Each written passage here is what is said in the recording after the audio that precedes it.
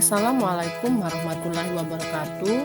Saya Leni Susiana, SPDGR, salah satu calon guru penggerak Angkatan 8 Kabupaten Muara Enim dari SMP Negeri 2 Sungai Rotan. Di sini saya akan memaparkan tugas 1.1a 6 demonstrasi kontekstual. Saya akan memaparkan tentang demonstrasi kontekstual dari pemikiran filosofis pendidikan Ki Hajar Dewantara tentang Merdeka Belajar serta implementasinya di sekolah saya. Filosofis pendidikan Ki Hajar Dewantara. Tujuan pendidikan menurut Ki Hajar Dewantara adalah menuntun segala kodrat yang ada pada anak-anak agar mereka dapat mencapai keselamatan dan kebahagiaan yang setinggi-tingginya sebagai manusia maupun sebagai anggota masyarakat.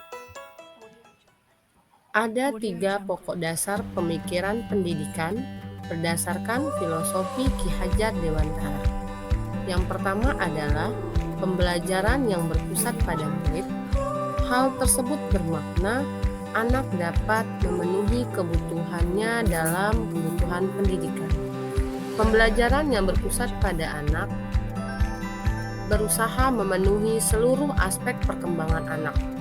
Pembelajaran dipusatkan pada kebutuhan, minat, bakat, serta potensi pada anak, sehingga anak merasa nyaman, aman, dan bahagia di dalam pembelajaran. Menurut Ki Hajar Dewantara, pendidik dapat menuntun segala kodrat, baik kodrat alam ataupun kodrat zaman yang dimiliki oleh anak agar mencapai keselamatan dan kebahagiaan setinggi-tingginya.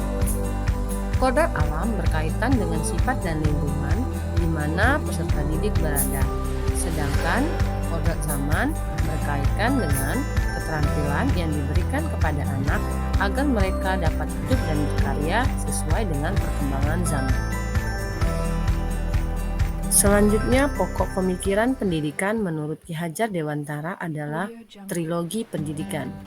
Kita sudah mendengar dan mengenal semboyan bagi pendidik menurut Ki Hajar Dewantara, yakni Ing Ngarso Sung Tulodo, Ing Madya Mangunkarsa, dan Tutwuri Handayani. Ing Ngarso Sung Tulodo dimaknai bahwa pendidik di depan memberi teladan. Di sini, peranan guru sangatlah besar dalam memberi contoh kepada peserta didik. Ing Madya Mangunkarsa, pendidik berada di tengah membangun keinginan. Dalam hal ini, pemberian motivasi sebagai guru sehingga dapat menjadi teman dan tempat untuk tumbuh dan berkembangnya bagi peserta didik. Tutwuri Handayani, dari belakang memberi dorongan. Di sini dimaknai bahwa guru harus selalu mendorong dan membimbing kepada peserta di dalam mengembangkan bakat, minat sesuai potensi yang dimiliki oleh para peserta didik. Implementasi di sekolah berdasarkan pemikiran Ki Hajar Dewantara.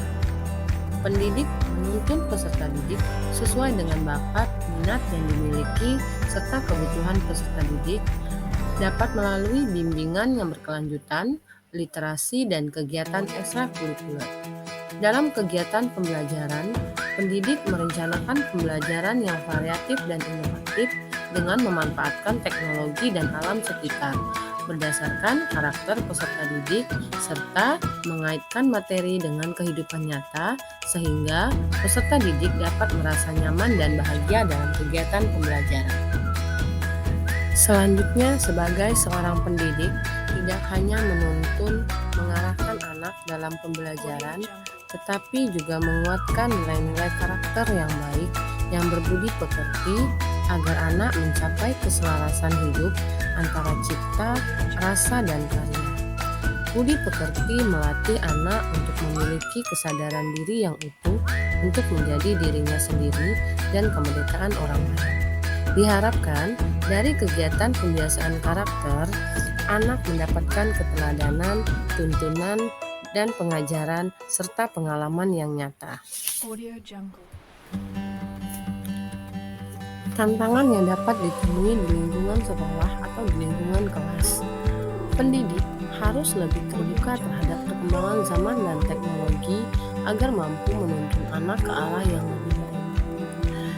Yang kedua, kurangnya pemahaman orang tua bahwa penanaman nilai-nilai budi pekerti yang utama adalah dari lingkungan keluarga, sehingga tempat bagi anak mendapatkan teladan, tuntunan, dan pengajaran bukan hanya sekedar di sekolah saja. Yang ketiga, tuntunan orang tua dalam orientasi pendidikan belum melihat kepada bakat, minat, dan potensi yang dimiliki anak.